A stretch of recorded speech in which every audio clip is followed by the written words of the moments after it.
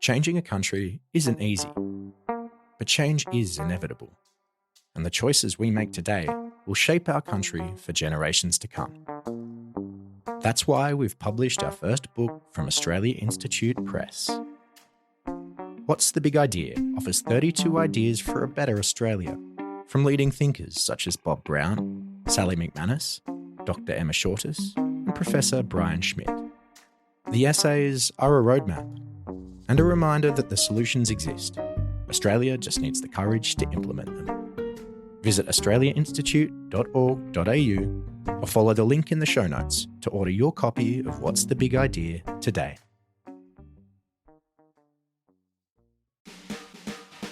We have a trade deficit with the US. Does it matter? Well, no, not really. I mean, I have a trade deficit with my local supermarket. I give them lots of more money than they ever give me, right? Why? Because I get groceries from them. One for Mum, one for Dad, and one for the country. And there has never been a more exciting time to be an Australian. Budgets are about choices, Fran, and you show what you value through the choices you make. This is coal. Don't be afraid. Don't be scared. The Treasurer knows. I want an economy that works for people, not the other way around. We'll just end up being a third-rate economy, a banana republic. Just follow the money. G'day, and welcome to Follow the Money, the Australia Institute's podcast that explains economics, politics, and policy in plain English. I'm your host, Ebony Bennett, Deputy Director at the Australia Institute. He's called it the most beautiful word in the dictionary. It's tariff, because tariffs are going to make us rich as hell. Instead of taxing our citizens to enrich other countries, we will tariff and tax foreign countries to enrich our citizens. President Trump following through with new 25% tariffs on imported steel and aluminum. It's 25% without exceptions or exemptions, and that's all countries, no matter where it comes from. Donald Trump has signed an executive order implementing an across-the-board 25% tariff on all steel and aluminium imports into the United States.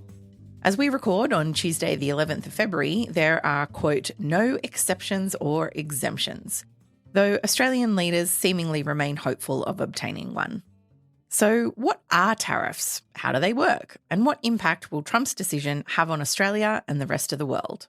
Joining me today to talk through this fast-moving story is Australia Institute Senior Economist Matt Grudnoff. G'day, Matt. G'day, Eb. So, Matt, I just want to start with the basics because I'm not an economist. I kind of have an idea, but not really. What is a tariff, actually? A tariff is just a tax. We put taxes on cigarettes, we put taxes on alcohol, we put taxes on all goods through the goods and services tax.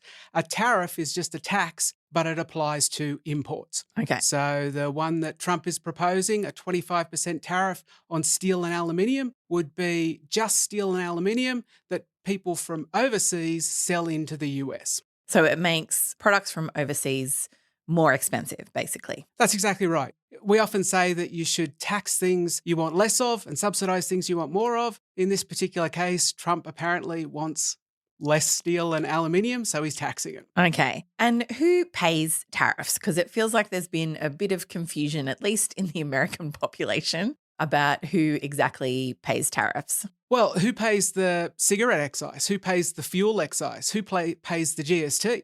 Technically, it's the firm selling it, but the reality is it's the consumer that pays.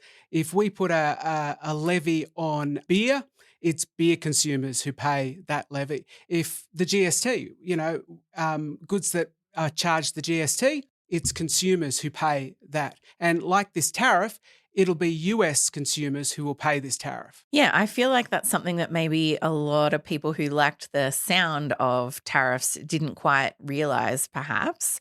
And before I go into some of the other implications, I mean, you talked about the fact that US consumers will be buying this. So is this just going to push up across the board the prices for kind of anything that contains steel or aluminium? Is that the idea? Yeah. So basically the idea is that the price goes up and that your domestic industry, so the US industry, is able to produce more steel and aluminium because the price has gone up. But the only reason they're more competitive is if the price goes up. So Yeah. the price has to go up for a tariff to work. And so if the price goes up, then obviously it is consumers in the US that are paying this tariff. And Trump's kind of sneakily tried to get around that in a way by pretending that it's a foreign government or foreign companies that pay the tax. The reality is no, the foreign company still gets the same amount for their goods. They just have to put an extra chunk on to pay for the tariff. Right. So we did talk about Trump signing this executive order, 25% tariffs on steel and aluminium imports into the United States without any exceptions. Why is he focused on those in particular? Do we know? Yeah, he seems to have a big obsession with steel and aluminium. He did this in his first term. It seems to be an important industry as far as Trump is concerned. It's actually relatively small. It's not a huge industry. And so it's kind of a bit of a mystery as to why it is. I think it's kind of a traditional, it's seen as kind of an important job, blue-collar jobs in big steel foundries. I think there's a lot of history with this kind of stuff. And so it seems to generate more importance than perhaps it actually deserves. It actually has. I will immediately begin the overhaul of our trade system to protect American workers and families. This is the beginning of making America rich again. And he says these tariffs will really help make America rich, basically. Is that going to happen? Well, probably not. Look, steel manufacturing in the US is not huge compared to the size of their economy. It will add some extra jobs if the tariff works in the way that Trump hopes it will, and that's a big if, and we'll talk perhaps a bit more about that later. But it's not going to create an enormous amount of jobs, and it's certainly not going to make the US a particularly large or super rich. Yeah, so you were talking about kind of normally a tariff works in concert with something else. Does that mean if you want to encourage like the American steel industry or aluminium industry, you would expect to have other policies in place that complement the tariff to help, like how would you make something like that work for if that was your aim, basically? Yeah, you'd probably have other policies, other manufacturing policies, other subsidies perhaps. Trump has simultaneously talked about this as a policy to generate both jobs, so effectively reducing the amount of foreign steel and aluminium or whatever it happens to be sold in the US, which means more domestic production. Mm-hmm. He's also talked about it as a revenue raiser, which if you think about it, if the tariff works, then there's less foreign goods are sold, so there's less tariffs collected. So it can't be both a revenue raiser and a job creator, which is a bit odd. But, he's talked about it in lots of different ways. He seems to really love tariffs. This confuses a lot of economists because, the orthodoxy or economics generally has thought that tariffs aren't a great tool, but he's using it in very strange ways. I think he's also using it as a lever to get entirely untrade-related stuff done. Yeah. He threatens countries with tariffs. And then they come to him and say, please don't put these tariffs. And then he demands other things unrelated to that particular trade in those goods. And so he's using it as a foreign policy tool, if you like. Yeah. So he does use it in lots of unusual ways. Yeah.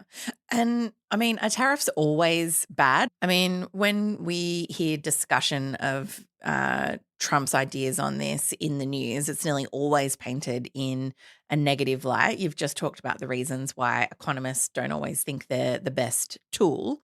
Are there other ways that you can use tariffs that might benefit the economy? Yeah, so there are possibilities of using it in an interesting way. So carbon border adjustment schemes are effectively tariffs. So the EU is proposing, as part of its climate change policy, to basically introduce a carbon tax at the border. So if you produce, steel or aluminium in a way that produces a lot of greenhouse gas emissions, and the EU has decided that it only wants steel and aluminium produced in ways that have low emissions, then it will put a tariff on your steel and aluminium if you want to sell it into the EU. And that's using a tariff as a tax, as a way of changing behaviour, as basically a way of saying, well, you know, you need to change how you produce this good if you want to sell it to us. And in that respect, that's a good tool. Yeah. And I guess too, because you're not only trying to change behavior, but also if people are making kind of goods that don't contain as much emissions, that's what we want to encourage. And Exactly if that's right. more expensive in the short term, you want to keep it a level playing field. That's exactly right. You can get around, if you're a company outside of the EU and you want to get around this tariff, you can by producing the goods in a way that's less emissions intensive. So now we come to kind of the impact on Australia. There's been a lot of speculation about that. What are the kinds of ways that Australia will notice this in our economy? Yeah, I don't think it's going to change very much at all. And there are a couple of reasons for this. The first is it's a tariff across the board. So he's not implementing it on some countries and not others.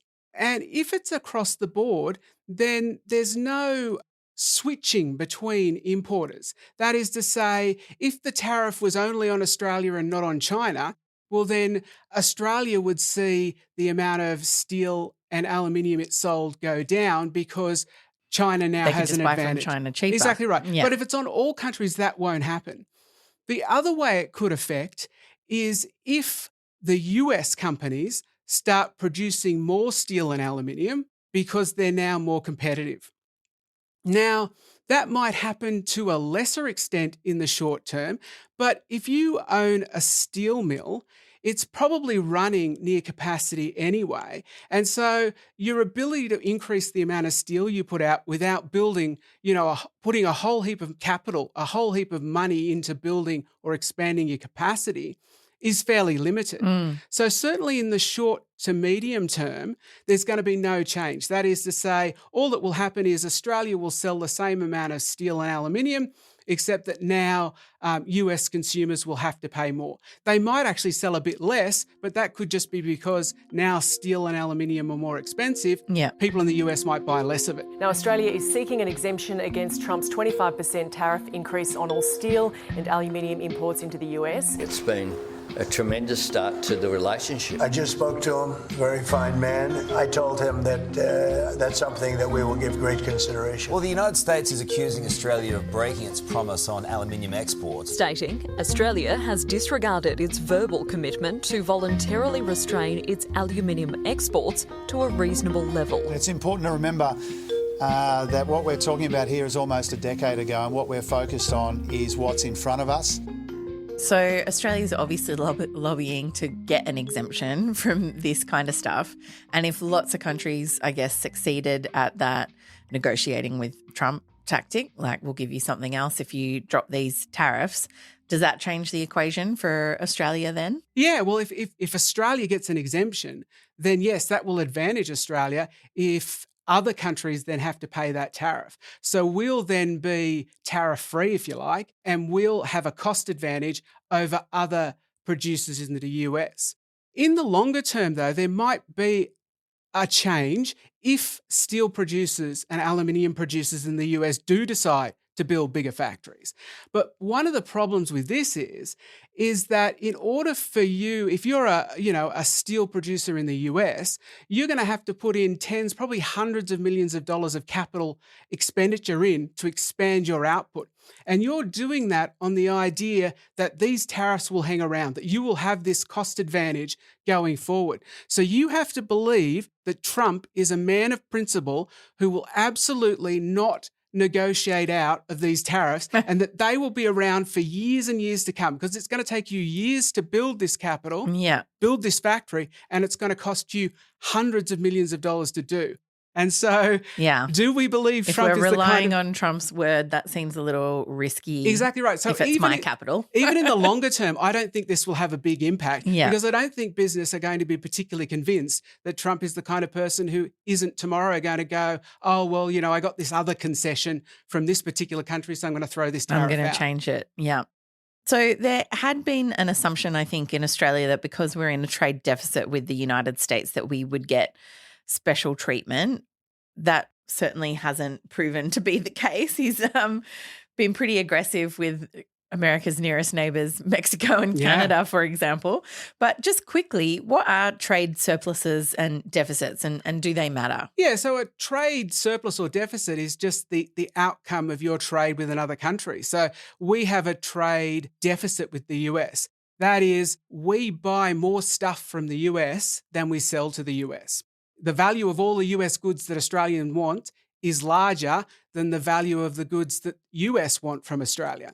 Does it matter? Well, no, not really. I mean, I have a trade deficit with my local supermarket.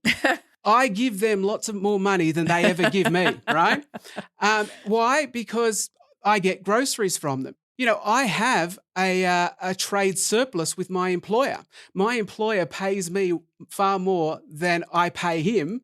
And so therefore I have a trade surplus. But these are kind of meaningless without knowing that, well, I have that trade deficit with the supermarket because I get goods and services. I want these groceries, and so therefore I pay for them. And so the idea that, you know, a trade deficit or a surplus is good or bad is a little odd. Having a trade deficit with somebody just means that the stuff you're getting from them, you value and you think the price is right and you're willing to pay for it. And, you know, the idea that that's bad, well, no, it's not, because you're actually getting a benefit from that trade deficit. Australia also has a free trade agreement with the United States. Yeah, I'm sure super valuable that was. I was going to say, is it worth the paper it's printed on? Well, no. And look, you know, I mean, we had a free trade agreement with China as well, right before they slapped all of those huge tariffs, you know, several years ago, because Morrison was talking about how COVID might have come from China and he wanted to investigate that. Yeah. So, you know, I mean, in theory it should, but these things aren't really enforceable. They're kind of just agreements. And I think that over the last kind of few years, it's highlighted how meaningless free trade agreements can be unless both sides decide that they have the goodwill to actually honour those agreements. Yeah. So you mentioned that FTAs now are basically, we've all realised they're unenforceable, but isn't that the World Trade Organization's job, helping settle these Exactly kind of right. disputes? Yeah, so the WTO was set up to try and settle these disputes, but basically their ability to do that has been degraded over time, in part because it's the US who often appoints judges to the WTO, and they haven't been doing that. And Trump's not likely to do that since he loves to break trade deals.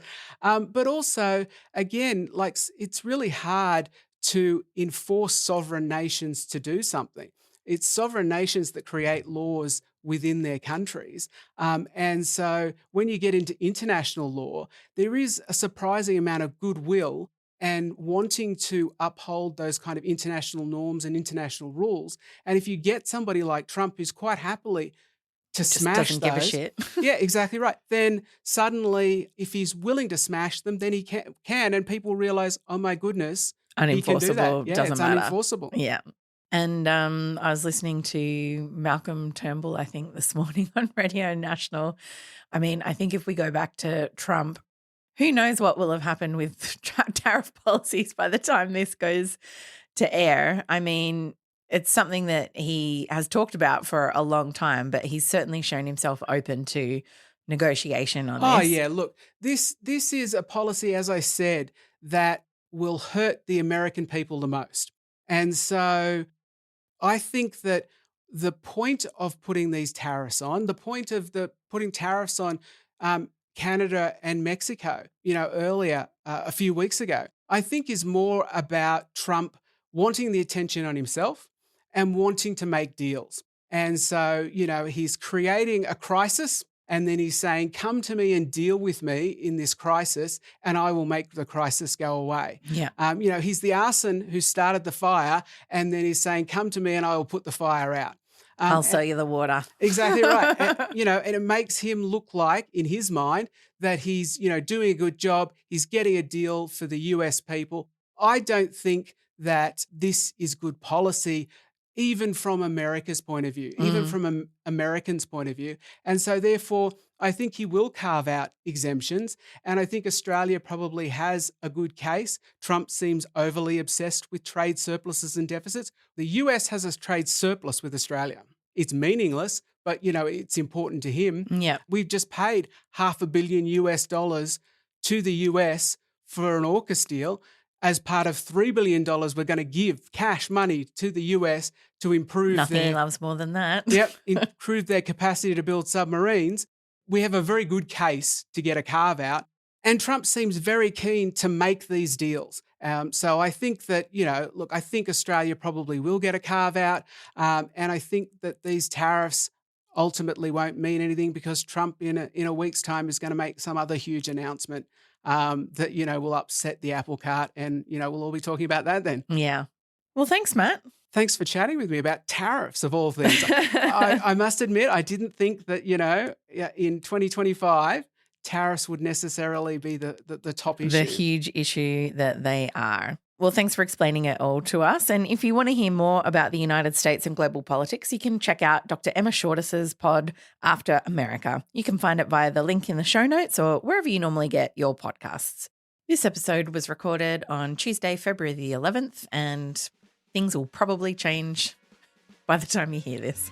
We would love to hear your thoughts on the show today. You can reach out to us via email at podcasts@australiainstitute.org.au, or you can find us on social media. We're at australiainstitute.org.au on Blue Sky and at the Oz Institute with an AUS on Twitter. Our theme music is by Jonathan McPhee from Pulse and Thrum, with additional music from Blue Dot Sessions. I'm Ebony Bennett. Thanks for listening.